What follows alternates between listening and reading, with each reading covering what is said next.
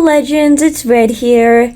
In this video, I'll be explaining everything you need to know about the layer section in Ibis Paint. But before we start, if you enjoy the video, feel free to give a like or a comment. Every little bit helps. And if you're new to the channel and you like the video, go ahead and subscribe for more content like this. Now let's get to it.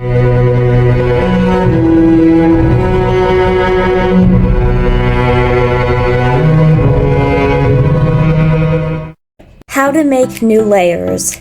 So let's start with the basics. To import a photo, click on your layers button and then click the camera icon on the left. Your gallery should open up, and from here, you can upload any photos from your gallery or from other places within your device as well. To make a new blank layer, click on the plus icon right here. To duplicate a layer, you can click on the square icon with the plus sign in the middle, then click the duplicate layer option, and it will create a new identical layer. How to delete or hide layers.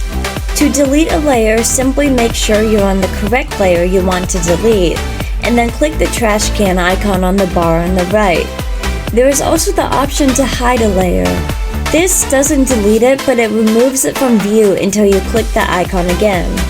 This is a helpful tool when you have layers on top of each other and you want to easily focus on just one of them or see what the layer looks like on its own.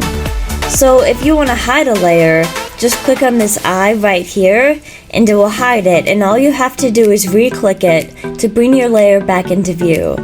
The bar at the bottom will change the opacity of your layer like this to make it less visible or more visible. How to rename a layer.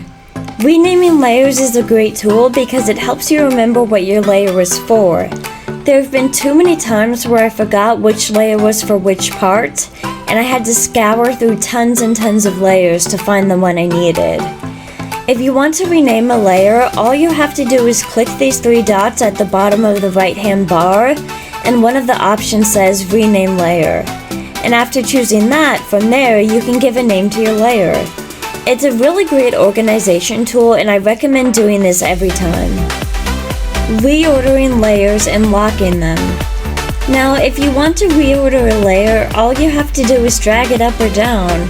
Locking a layer, which you can see right here, will make it so you don't draw on the layer at all. You just can't. This is beneficial for when you have tons of different layers and you don't want to accidentally mess up on one of them. Merging layers.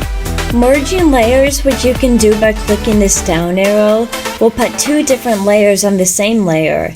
This is helpful to lessen your amount of layers and organize them, but anytime you want to merge a layer, make sure you have a second copy of your project, because if you leave the app and realize you want the layers to be separate, you can't go back and change it. I always have duplicates of my artwork in case this happens. How to use clipping in folders. Folders are another great way to organize your layers. Remember the duplicate layer button that we used before? You're going to click that again, but this time, choose the option Add Folder. You can rename the folder the same way you rename the layers. How I do it is I drag the desired layer above the folder and then right back underneath it, and that's how it becomes part of the folder. You can extend the folders like this to see all of the layers, and you can change it back so you only see the folder. This also saves memory and makes the app run faster. Clipping is a great tool. It will literally be your best friend. Let's say that I want to add something to my art, but only on top of a specific piece of it. You take your layer and clip it over the lower layer like this. It keeps whatever is on the top layer inside the borders of the bottom one. If you want to merge clipping layers, make sure you start at the clipping layer right above the main layer, merge that, and then keep doing that from the layer right above the last one, like this. How to use blending modes. I'm not going to go too much into them because I'll be making a separate video on it, but I'll skim over it for now. See this white tab that says Normal? You can click on it and you'll see all of these effects options. You'll probably be using Multiply and Add the most. Multiply darkens the selected color to make a shadow, and then add lightens the selected color to make it a highlight. They don't work over some base colors though.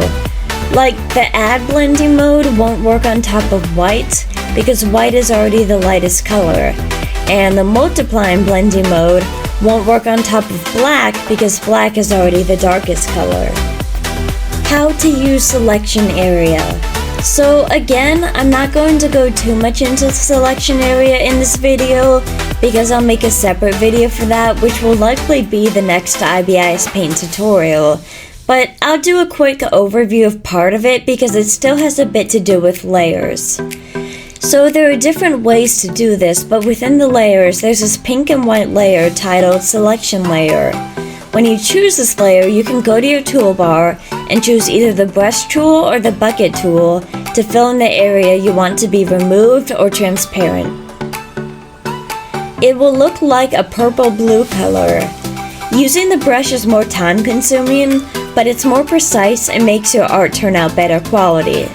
Once you've done that, click the layer that has the part you want to remove, and you should see a dotted line around it. Go to the dotted square box at the top, click cut, and then the desired area is gone. See the background text right underneath the layers? The white box just makes the part you removed white, but the dotted boxes make it transparent.